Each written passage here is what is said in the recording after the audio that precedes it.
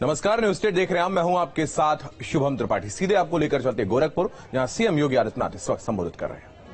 शिक्षा भी अर्जित कर रहा है, अपनी डिग्री भी ले रहा है, अपना डिप्लोमा भी कर रहा है, अपना कुछ और भी काम धंधा आगे बढ़ा करके स्वयं अपने पैरों पर खड़ा होने का प्रयास करता है। हमारे यहाँ अभी भी इसको हम लोग हतोत्साहित करते हैं, जबकि इसको प्रोत्साहित किया जाना चाहिए कि हर बच्चे को अपने पैरों पर खड़ा होकर के उसके स्किल को एक मंच देते हुए समाज के द्वारा उसे मान्यता दी जानी चाहिए। और प्रधानमंत्री मोदी जी ने इसलिए स्किल इंडिया मिशन के कार्यक्रम को आगे बढ़ाया था और उसको जन जन तक, गांव गांव तक पहुंचाने का काम भी किया। एक बड़ा अभियान है जिसमें एक लड़का अपना स्कूल भी पढ़ रहा है, अपने कॉलेज में डिप्लोमा, डिग्री, सर्टिफिकेट या पीजी का कार्यक्रम भी, अपना पाठ्यक्रम भी पूरा कर रहा है, कुछ साइड में अपना काम भी कर रहा है। मां बाप पर आश्रित उसकी बहुत कम है, ना के बराबर है, और वह परिवार पर बोझा न बन करके बल्कि परिवार के लिए स्वावलंबन का आधार स्वयं बन रहा है। यह एक प्रवृत्ति, और मुझे लगता है बहुत सारे लोग आज भी ऐसे हैं जो अपने सामान्य पाठ्यक्रम के साथ साथ इस प्रकार के डिप्लोमा, डिग्री या सर्टिफिकेट कोर्स के साथ अपने आप को जोड़ने का प्रयास करते हैं। बहुत सारे बच्चों को हम देखते थे, वे सुबह सुबह अखबार भी बेचते थे, फिर अपने कॉलेज में जाते थे, डिग्री भी लेते थे। मुझे लगता है कि राष्ट्रीय टंडन मुक्त विश्वविद्यालय का यह पाठ्यक्रम नौकरी पेशा करने वाले लोगों के लिए, अपना काम धंधा करने वाले लोगों के लिए, अपनी व्यस्त दिनचर्या में से रेगुलर क्लासेस अटेंड करने वाले लोगों की दृष्टि से अत्यंत महत्वपूर्ण होगा कि वे अगर इस प्रकार के पाठ्यक्रम के साथ अपने आप को जोड़ेंगे तो न केवल स्वावलंबन के साथ साथ अच्छी डिग्री उन्हें प्राप्त करने में मदद मिलेगी, बल्कि समाज के लिए भी वे बहुत कुछ करने में सफल हो सकते हैं, समाज को बहुत कुछ नया देने की स्थिति में होंगे। और इसके लिए हम सबको अपने आप को तैयार करना चाहिए। समाज को इस दिशा से आगे बढ़ाने की आवश्यकता है। जो न्यू एजुकेशन पॉलिसी बनी है, जो नेशनल एजुकेशन पॉलिसी के रूप में प्रधानमंत्री मोदी जी ने 2020 में पूरे देश को दिया है, उसके पीछे भी ध्येय यही है। एक साथ लड़के, कोई भी छात्र हो, अगर एक साथ 2 डिग्री लेना चाहता है ले सकता है, डिग्री और डिप्लोमा एक साथ लेना चाहता है तो ले सकता है। एक कोर्स में उसने अपने आप को एडमिशन लिया, उसे लगता है कि नहीं ये कार्य ठीक नहीं है, मुझे दूसरा करना है, उसको इसकी भी स्वतंत्रता मिलनी चाहिए और वह इस दिशा में आगे बढ़ सकता है। मैंने बहुत सारे ऐसे मामले देखे हैं। अभी मैं एक दिन यूएस से मेरे पास एक कार्डियोलॉजिस्ट आए थे, तो मेरे पास आए, ऐसे ही उनका मुझसे परिचय हुआ, तो उन्होंने कहा मैं आईआईटी कानपुर का प्रोडक्ट हूं। मैंने कहा आईआईटी से हैं, आप कार्डियोलॉजिस्ट भी हैं? उन्होंने कहा मैंने आईआईटी कानपुर से अपनी डिग्री ली, और डिग्री लेने के बाद फिर मैं जब बाहर चला गया, मुझे एक पैकेज मिला, मैं यूएस चला गया था, लेकिन यूएस में मुझे लगा कि मुझे मेडिकल के फील्ड को चुनना चाहिए, और फिर मैंने वहां मेडिकल के फील्ड को चुना। फिर मैं वहां पर अपनी डिग्री, अपनी नौकरी करते हुए भी मैंने वहां पे मेडिकल का भी स्पेशल डिग्री वहां पर ली, और मैं एक कार्डियोलॉजिस्ट के रूप में वहां पे इस समय काम कर रहा हूं, यूएस में काम कर रहा हूं। यानी आप देख सकते हैं आईआईटी का अगर आप भारत में देखेंगे वो पूरा वही अलग है, मेडिकल का अलग है, टेक्नोक्रेट का अलग है, लेकिन वहां पर यहां का एक टेक्नोक्रेट वहां जाकर के एक कार्डियोलॉजिस्ट बन जाता है, और कार्डियोलॉजिस्ट बन करके वह आकर के फिर भारत में अपनी सेवाएं भी देने को तत्पर होता हुआ दिखाई देता है। इस प्रकार की इस हुनर को भारत के अंदर भी अब मंच मिलने वाला है, और मुझे लगता है इस प्रकार के कार्यक्रमों के साथ ये मुक्त विश्वविद्यालयों को जुड़ना होगा, विश्वविद्यालयों को जुड़ना होगा, नए प्रत्येक समय अपने छात्र छात्राओं को उसके लिए तैयार करना होगा। और आज जो कार्यक्रम यहां पर प्रारंभ हो रहा है यह इस दृष्टि से अत्यंत महत्वपूर्ण है। इसलिए महत्वपूर्ण है क्योंकि अगला वर्ष रजत जयंती वर्ष का प्रारंभ होगा राष्ट्रीय टंडन मुक्त विश्वविद्यालय का। 25 वर्ष जब विश्वविद्यालय के पूरे होंगे तब विश्वविद्यालय को इस दिशा में प्रयास करना चाहिए कि सभी 1200 सेंटर में हम एक ऐसी व्यवस्था करें कि 1200 सेंटर प्रयागराज के सेंटर से जुड़ करके हम तकनीक के माध्यम से उन सभी सेंटर्स में अगर हमें कोई रेगुलर क्लास लेनी है तो प्रयागराज में बैठा हुआ कोई शिक्षक उन 1200 सेंटर को एक साथ अपने साथ जोड़ करके एक साथ उस पूरे सेंटर को प्रयागराज के साथ जोड़ करके राजसी टंडन की भावनाओं के अनुरूप नए भारत का नया उत्तर प्रदेश और जिस स्लोगन के साथ विश्वविद्यालय कार्य कर रहा है उस स्लोगन को आगे बढ़ाने का आगे बढ़ने की दिशा में बेहतर कार्य कर पाएगा। आज के इस अवसर पर मैं एक बार फिर से विश्वविद्यालय को गोरखपुर में अपना इस रीजनल सेंटर के लिए हृदय से धन्यवाद देता हूं। प्रोफेसर सीमा सिंह जी को इसलिए भी धन्यवाद देता हूं, गोरखपुर से उनका लगाव था। आप में से मुझे लगता है बहुत कम लोग जानते होंगे कि प्रोफेसर सीमा सिंह जी के जो फादर इन लॉ थे वह गोरखपुर विश्वविद्यालय में पॉलिटिकल साइंस के यानी भारत विख्यात जो एक प्राध्यापक थे प्रोफेसर रघुवीर सिंह जी की वे बहू भी हैं और वो अपने समय के बहुत उच्च कोटि के विद्वान थे पॉलिटिकल साइंस के और अपने समय में उनकी एक ख्याति थी। गोरखपुर विश्वविद्यालय को उन्होंने इस डिपार्टमेंट को एक नई ऊंचाइयां दी थी। आज वे इस राजसी टंडन मुक्त विश्वविद्यालय के कुलपति के रूप में अपनी सेवाएं बहुत उच्च कोटि के विद्वान थे पॉलिटिकल साइंस के और अपने गोरखपुर के इस सेंटर की स्थापना करने में बहुत निर्णायक भूमिका का निर्वहन किया है। मैं आज के इस अवसर पर उन्होंने गोरखपुर में स्वयं आकर के इसमें रुचि ली और मैं विश्वास व्यक्त करूंगा कि विश्वविद्यालय के रजत जयंती वर्ष के अवसर पर विश्वविद्यालय गोरखपुर सेंटर के साथ साथ सभी 1200 सेंटर को हम लोग उन तमाम तकनीकी व्यवस्था के साथ जोड़ करके जो नेशनल एजुकेशन पॉलिसी का मुख्य उद्देश्य है उस उद्देश्य की पूर्ति करने में अग्रणी भूमिका का निर्वहन राजसी टंडन विश्वविद्यालय करने में सफल होगा। राज्य सरकार के स्तर पर जिस भी प्रकार के सहयोग की आवश्यकता इस दिशा में पड़ेगी राज्य सरकार इसमें विश्वविद्यालय को भरपूर सहयोग करेगा। एक बार फिर से विश्वविद्यालय की कुलपति प्रोफेसर सीमा सिंह जी को उनकी पूरी टीम को हृदय से इस कार्यक्रम के लिए बधाई देता हूं। इस सेंटर से जुड़े हुए जितने भी यहां पर छात्र छात्राएं हैं या जो भी डिप्लोमा डिग्री के कोर्सेज के साथ जुड़े हुए लोग हैं उन सबको मैं हृदय से बधाई देता हूं, उन सब का अभिनंदन करता हूं, विश्वास व्यक्त करता हूं कि वे इस सेंटर का उपयोग करते हुए समय से डिप्लोमा और डिग्री के कोर्स के साथ अपने आप को जोड़ करके वे भी एक योग्य छात्र के रूप में डिग्रीधारी छात्र के रूप में रवि किशन जी की तर्ज पर आगे बढ़ने का काम करेंगे। आप सबकी प्रति मेरी शुभकामनाएं। धन्यवाद। जय हिंद। तो मुख्यमंत्री योगी आदित्यनाथ संबोधित कर रहे थे। नई शिक्षा नीति से छात्रों के जीवन में बदलाव आएगा, ऐसा उन्होंने कहा और तकनीक के माध्यम से लगभग 1200 से ज्यादा सेंटर विश्वविद्यालय से जुड़े हैं। रुक करते हैं अगली खबर की ओर। हापुड़ में अवध असम एक्सप्रेस के पहियों में आग लग गई है। आपको बता दें ट्रेन में सवार यात्रियों में भगदड़ मच गई है। बीकानेर से असम जा रही थी ये ट्रेन। इस वक्त की बड़ी खबर, स्टेशन मास्टर की सतर्कता से ये बड़ा हादसा टल गया है। ब्रेक ब्लॉक जाम होने की वजह से आग लगी है। पिलखुआ रेलवे स्टेशन की घटना बताई जा रही है। तो ट्रेन में सवार यात्रियों में भगदड़ मच गई। आपको बता दें ये बड़ी खबर सामने आ रही है। हापुड़ में अवध असम एक्सप्रेस के पहियों में आग लग गई। ट्रेन में सवार यात्रियों में भगदड़ मच गई। तो एक्सक्लूसिव तस्वीरें न्यूज स्टेट पर आप देख रहे हैं, जहां पर ट्रेन के पहियों से ये धुआं निकलता हुआ नजर आ रहा है। बीकानेर से असम जा रही थी ये ट्रेन और स्टेशन मास्टर की सतर्कता से बड़ा हादसा टल गया है। ब्रेक ब्लॉक जाम होने की वजह से ये आग लगी है। पिलखुआ रेलवे स्टेशन की घटना बताई जा रही है।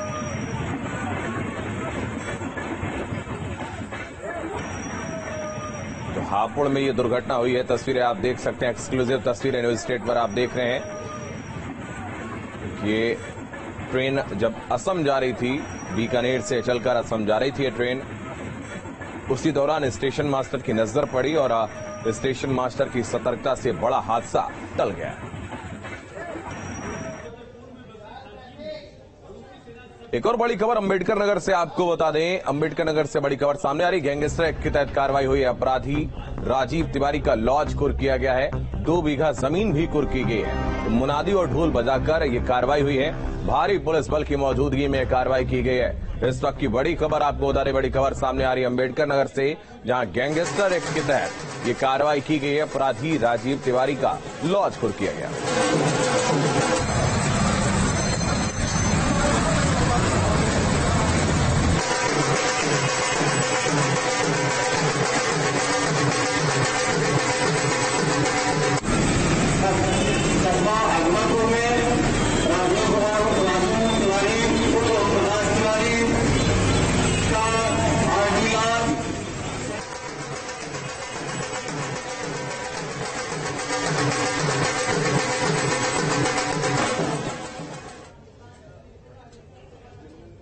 हरिद्वार में लगा लंबा जाम। श्रद्धालुओं की भारी भीड़ उमड़ने से जाम बढ़ता जा रहा। सोमवती अमावस्या से पहले ये लंबा जाम लगा है, तो हाईवे पर लंबी वाहनों की कतारें लगी हुई हैं। कल सोमवती अमावस्या का स्नान होना है। इस वक्त की बड़ी खबर आपको बता दें। तस्वीरों में आप देख सकते हैं दूर तक वाहनों का ये जाम नजर आ रहा है। तो हरिद्वार में लंबा जाम लगा हुआ है। तस्वीरों में आप देख सकते हैं एक के बाद एक वाहनों की कतारें लगी हुई हैं। श्रद्धालुओं की भारी भीड़ उमड़ने से ये जाम लगा है। सोमवती अमावस्या से ये पहले ये लंबा जाम लगा है। तो हाईवे पर लगी हैं वाहनों की लंबी कतारें। आपको बता दें कल सोमवती अमावस्या का स्नान होना है। इससे पहले जाम की ये तस्वीरें लोगों की मुश्किलें बढ़ा रही हैं।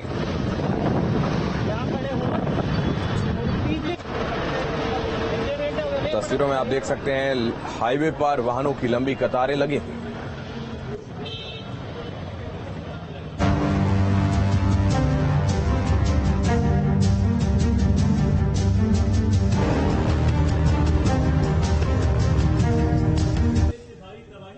देवबंद में जमीयत उलेमा हिंद के अधिवेशन में ज्ञानव्यापी मस्जिद समेत देश में कई धार्मिक स्थलों को लेकर बढ़ रहे विवाद और कॉमन सिविल कोड के संबंध में प्रस्ताव रखे गए। पहले दिन जमीयत के सम्मेलन में देश के हालातों पर चर्चा हुई थी। देवबंद में जमीयत उलेमाए हिंद के राष्ट्रीय सम्मेलन के आखिरी दिन कॉमन सिविल कोड पर प्रस्ताव रखा गया। जमीयत के मंच से कहा गया कि मुस्लिम पर्सनल लॉ को खत्म करने के लिए सरकार कॉमन सिविल कोड लाना चाहती है, जो बर्दाश्त नहीं होगा। अगर ऐसा हुआ तो हर तरह के विरोध को मजबूर होंगे। यूनिफॉर्म सिविल कोड की तजवीज से मुताल्लिक ये कहना चाहता हूँ, कानून कोई बन जाए, अगर मुसलमान शरीयत पर चलने का अज़्म कर ले तो कोई कानून उसका रास्ता नहीं रोक सकता। अगर हम अपने अंदर इस्लाम को समो लेंगे, इस्लाम पर अमल करने का अज़्म कर लेंगे, तो फिर इस्लाम को क्या चाहिए? फिर कौन इस्लाम का कुछ बिगाड़ सके? तो असल लड़ाई तो हमारे साथ है, हमारे साथ है। उधर मुस्लिम नेताओं ने कहा कि इस्लामी शरीयत में किसी तरह की दखलंदाजी स्वीकार नहीं की जाएगी। सब लोग चाहे वो किसी भी समुदाय से ताल्लुक रखते हैं, सब लोगों को अपने मजहब को मानने और आजादी होनी चाहिए। ऐसा कानून मत बनाइए कि जो लोग उसे मानना चाहे भी तो मान न सके। अगर किसी के मजहब की या उसकी मान्यता के ऊपर उसके ऊपर अमल करने पर कोई अंकुश लगता है, हम जरूर उसकी मुखालफत करेंगे। सम्मेलन के आखिर में मथुरा की शाही ईदगाह और काशी की ज्ञानवापी मस्जिद पर भी प्रस्ताव पेश किया गया। ज्ञानवापी मस्जिद, मथुरा ईदगाह और दीगर मसाजिद इन दिनों इसी मुनाफिरती मुहिम की जद में है, जिसका हतमी नतीजा मुल्क के अमन व अमान और इसके वक़ार और सालिमियत को नुकसान पहुंचाना है। इस सिलसिले में बनारस की ज़ैली अदालत ने तफरका अंगेज सियासत को मदद फराहम की है और इबादत गाह खुसूसी दफात एक्ट 1991 को सरीह तरीके से नजरअंदाज किया है। जमीयत के सम्मेलन में दिए गए भड़काऊ बयानों पर बीजेपी और हिंदू संगठनों ने तीखी प्रतिक्रिया दी है। देखिए, असदुद्दीन ओवैसी हो या तौकीर रजा हो या महमूद मदनी हो, तमाम भड़काऊ बातें करने वाले, भावनात्मक उभार लाने वाले लोग प्रयास करते रहेंगे, लेकिन ऐसे प्रयासों का जमीनी स्तर पर कहीं कोई असर नहीं होगा, क्योंकि सामान्य जन अपनी जो उसकी समस्याएं, बुनियादी समस्याएं हैं, उनका समाधान मोदी और योगी सरकार कर रही है। इसलिए इन बातों का कोई असर नहीं होने वाला। कुछ मुस्लिम संगठन तो ऐसे हैं जो पाकिस्तान के द्वारा फल फूल रहे हैं। मैं माननीय भारत सरकार से निवेदन करता हूं कि ऐसे संगठनों पर तुरंत रोक लगनी चाहिए। जो मुस्लिम देवगुरु लोगों को भड़का रहे हैं, उन्हें देश से बाहर करना चाहिए, उन पर कठोर कार्रवाई होनी चाहिए। देश में नफरत के बढ़ते दुष्प्रचार को रोकने के उपायों 15 मार्च को इस्लामोफोबिया की रोकथाम का अंतर्राष्ट्रीय दिवस मनाने और सद्भावना मंच को मजबूत करने के लिए देश में 1000 से ज्यादा जगहों पर सद्भावना संसद आयोजित करने के 3 प्रस्ताव पेश किए गए। जमीयत उलेमा हिंद के अधिवेशन का आज आखिरी दिन रहा और तीसरे सेशन के अंदर महमूद मदनी ये साफ मंच से कहते नजर आए, कॉमन सिविल कोड को किसी भी रूप में मुसलमान नहीं मानेगा। शरीयत के अंदर जो कानून है उसे ही मान्य होगा, क्योंकि शरीयत के अनुसार अगर 2 लोग आपसी सहमति से तलाक लेते हैं तो कोई भी कोर्ट उन्हें रोक नहीं सकता। अगर 2 मुसलमानों ने ये ठान लिया है कि उन्हें तलाक लेना है तो उसके बीच में कोई कोर्ट नहीं आ सकता। और दूसरी बड़ी बात जो उन्होंने कही, ज्ञान व्यापी मस्जिद और मथुरा बड़ी ईदगाह के मुद्दे को लेकर साफ तौर पर कहते नजर आए, ये मामला अभी कोर्ट के अंदर चल रहा है, अभी इंतजार किया जाएगा, कोर्ट के फैसले का इंतजार होगा, उन्हें कोर्ट के फैसले पर भरोसा है। महमूद मदनी सीधे तौर पर आज एक बार फिर भावुक हुए और जो प्रस्ताव रखे गए उन प्रस्तावों पर उन्होंने कॉमन सिविल कोड की साफ तौर पर नकार दिया है और आगे जमात के लिए भी कह दिया है, अगर ऐसा कुछ होता है तो जमात कॉमन सिविल कोड को बिल्कुल भी मान्य नहीं करेगा। वीडियो जर्नलिस्ट पुनीत के साथ हिमांशु शर्मा, न्यूज स्टेट, देवबंद। जमीयत उलेमा हिंद के अधिवेशन का आज आखिरी दिन था और सम्मेलन को संबोधित करते हुए महमूद मदनी ने कहा कि वो कॉमन सिविल कोड को नहीं मानेंगे बल्कि शरीयत के अनुसार चलेंगे। वहीं ज्ञानव्यापी और मथुरा के मुद्दे पर कहा कि कोर्ट का फैसला आने के बाद कोई कदम उठाया जाएगा। ज्यादा जानकारी दे रहे हैं हमारे संवाददाता हिमांशु शर्मा। जमीयत उलेमा हिंद के अधिवेशन का आज आखिरी दिन रहा और तीसरे सेशन के अंदर महमूद मदनी ये साफ मंच से कहते नजर आए, कॉमन सिविल कोड को किसी भी रूप में मुसलमान नहीं मानेगा। शरीयत के अंदर जो कानून है उसे ही मान्य होगा, क्योंकि शरीयत के अनुसार अगर 2 लोग आपसी सहमति से तलाक लेते हैं तो कोई भी कोर्ट उन्हें रोक नहीं सकता। अगर 2 मुसलमानों ने ये ठान लिया है कि उन्हें तलाक लेना है तो उसके बीच में कोई कोर्ट नहीं आ सकता। और दूसरी बड़ी बात जो उन्होंने कही, ज्ञान व्यापी मस्जिद और मथुरा बड़ी ईदगाह के मुद्दे को लेकर साफ तौर पर कहते नजर आए, ये मामला अभी कोर्ट के अंदर चल रहा है, अभी इंतजार किया जाएगा, कोर्ट के फैसले का इंतजार होगा, उन्हें कोर्ट के फैसले पर भरोसा है। तस्वीरें मैं आपको दिखाऊं, 2 दिन का ये अधिवेशन रहा और आज जो तीसरा सेशन रहा उसके अंदर महमूद मदनी साफ तौर पर एक बार फिर भावुक होते नजर आए। उन्होंने अपनी बातों ही बातों में ये भी कहा, जिन लोगों को हमारा पहनावा, हमारा मजहब मंजूर नहीं है वो ये देश छोड़कर जा सकते हैं। जो लोग बार बार इस बात को कहते हैं कि पाकिस्तान चले जाएं, मैं उनसे कहना चाहता हूं ये देश हमारा है, हमारे पूर्वजों।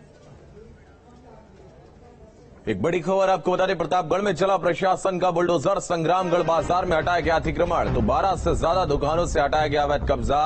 एसडीएम की अगुवाई में लालगंज में कार्रवाई की गई है। प्रतापगढ़ में बुलडोजर चलता नजर आया, संग्रामगढ़ बाजार में अतिक्रमण हटाया गया। तस्वीरों में आप देख सकते हैं जो अवैध मकान बने हुए थे उन पर प्रशासन का यह पीला पंजा चलता हुआ नजर आ रहा है। अवैध अतिक्रमण को हटाया जा रहा है, तस्वीरें आप देख सकते हैं। तो एसडीएम की अगुवाई में लालगंज में ये अभियान चलाया गया, प्रशासन का बुलडोजर चलता हुआ नजर आ रहा है।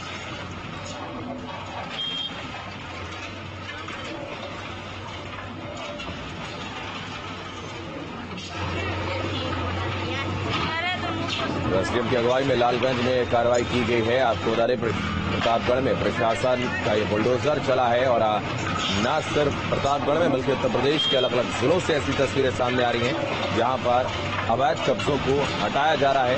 12 से ज्यादा दुकानों से अवैध कब्जा प्रतापगढ़ में हटाया गया है। तो एसडीएम की अगुवाई में लालगंज में यह कार्रवाई हुई।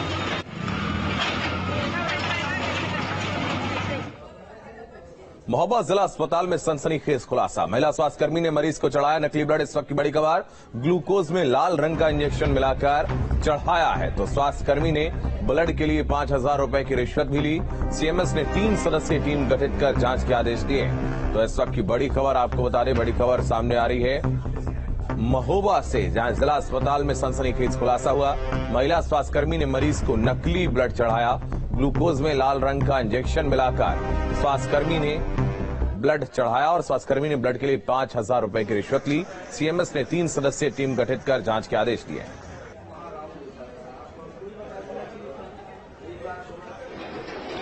तो महिला स्वास्थ्यकर्मी ने मरीज को नकली ब्लड चढ़ाया है। आपको बता दें, ग्लूकोज में लाल रंग का इंजेक्शन मिलाया और उसके बाद ये ग्लूकोज मरीज को चढ़ा दिया गया, जिसके बाद अब मामला बढ़ता चला जा रहा है। आपको बता दें, महोबा की एक घटना है जहां पर सीएमएस ने अब 3 सदस्यीय टीम गठित की है और जांच के आदेश दिए। तो एक अजीबोगरीब मामला महोबा में सामने आया है और यह मामला मेडिकल के पेशे पर शर्मनाक धब्बे की तरह है।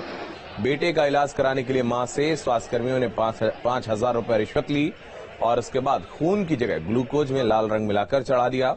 मामला सुर्खियों में आने के बाद हड़कंप मचा है। सीएमएस ने जांच के लिए 3 सदस्यीय टीम गठित कर दी और बताया जा रहा है कि जिला अस्पताल में अपने बीमार बेटे का इलाज करने के लिए बुजुर्ग मां आई थी। यानी ये मालूम न सुन लिया तो पीछे पड़ गई। राम दुलारी का नाम है ना। कितने रुपए लिए थे? बता रही नहीं, 5,000 रोज के 100-200 रुपए लेती थी। अलग से लेती थी? किस काम के लिए लिए थे? खून के लिए लिए थे? किस चीज? खून की बोतल चढ़ा। क्या चढ़ाया था उन्होंने? जाना क्या चढ़ा। आपने देखा था बोतल में? वो हम वो नहीं है, खून नहीं है। खून चढ़ाने के नाम से जो है पैसे लिए गए हैं अस्पताल के कर्मियों के द्वारा। इस विषय में हमने जो है तत्काल जांच कमेटी गठित कर दी है, जिसमें 2 चिकित्सा अधिकारी हैं और 1 SLT है, जो कि 3 दिन के अंदर जांच की रिपोर्ट प्रेषित करेंगे। समस्त बिंदुओं पर गहन जांच करके और अध्ययन करके वो प्रेषित करेंगे। तो इरफान हमारे सहयोगी हमारे साथ जुड़ रहे हैं, उनके पास चलेंगे हम। इरफान, जिस तरीके से ये पूरा मामला सामने आया, इसके बाद क्या कुछ कार्रवाई अभी तक की गई है? देखो, जिला अस्पताल का दिल नहीं पसीजा। एक बुरी मां से पैसों की उगाही कर ली गई और खून चढ़ाने के नाम पर ग्लूकोज की बोतल में लाल रंग का इंजेक्शन मिलाकर चढ़ा दिया गया। अब इस मामले में जो जिम्मेदार है वो जांच और कार्रवाई की बात जरूर कह रहे हैं।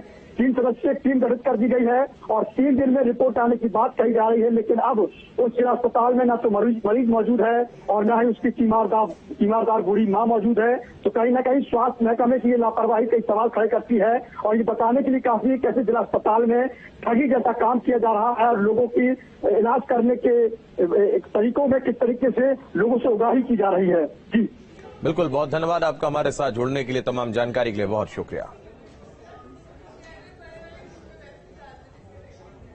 लखनऊ में बीजेपी कार्य समिति की बैठक में कई प्रस्तावों पर चर्चा की गई। युवाओं को रोजगार से कैसे जोड़ें, इस रणनीति के अलावा कार्यकर्ताओं को अभी से 2024 की लोकसभा में जीत का मंत्र मुख्यमंत्री योगी आदित्यनाथ ने दिया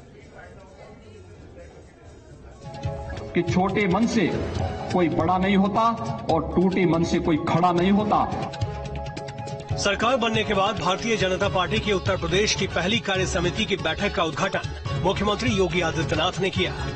लखनऊ के किंग जॉर्ज मेडिकल यूनिवर्सिटी के Atal Bihari Vajpayee scientific convention centre में बीजेपी कार्य समिति की ये बैठक आयोजित की गई। 130 संकल्पों के साथ हम आगे बढ़े थे। पहले ही बजट में 97 संकल्पों को पूरा करने के साथ सरकार उसके लिए 54,000 करोड़ रुपए से अधिक की धनराशि की व्यवस्था भी बजट में प्रावधान कर चुकी है और लगभग 60,000 माइक की आवाज परिसर तक सीमित हो जाना, यह अपने आप में एक ऐसा उदाहरण है स्वास्थ्य को आगे बढ़ाने के लिए कि नए भारत का नया उत्तर प्रदेश तैयार है, जो एक मजबूती के साथ अपनी एक नई पहचान देने के लिए देश और दुनिया के सामने प्रस्तुत है। कार्य समिति के मुख्य प्रस्ताव में 2024 लोकसभा चुनाव को टारगेट किया गया है। 2024 में उत्तर प्रदेश में 75 सीट जीतने का लक्ष्य रखा गया। युवाओं को रोजगार देने का जिक्र किया गया। गरीब कल्याण योजना को लेकर भी चर्चा हुई। संस्कृति पर्यटन के काम पर चर्चा की गई। अभी 2024 के लिए अपने आप को अभी से तैयारी करके आगे बढ़ना होगा और 2024 के लोकसभा चुनाव में प्रधानमंत्री मोदी जी के नेतृत्व में एक बार फिर से हमें साबित करना है, उत्तर प्रदेश 75 सीटों का लक्ष्य लेकर के अभी से आगे बढ़े कि उत्तर प्रदेश में 75 सीटें उत्तर प्रदेश की जनता जनार्दन भारतीय जनता पार्टी के नेतृत्व में चुनाव जिता करके भेजेगी। 2024 में होने जा रहे लोकसभा चुनाव के लिहाज से महत्वपूर्ण इस बैठक में कई अहम प्रस्ताव पर चर्चा हुई। खासकर योजनाओं को आम जन तक पहुंचाने को लेकर कार्यकर्ताओं को प्रेरित किया गया ताकि पार्टी उन कार्यक्रमों योजनाओं को जमीनी स्तर पर उतारकर जनता से जुड़ाव बढ़ाने का प्रयास करे। Team news state. तो इस बुलेटिन में फिलहाल इतना ही। आप लगातार बने रहिए न्यूज स्टेट के साथ।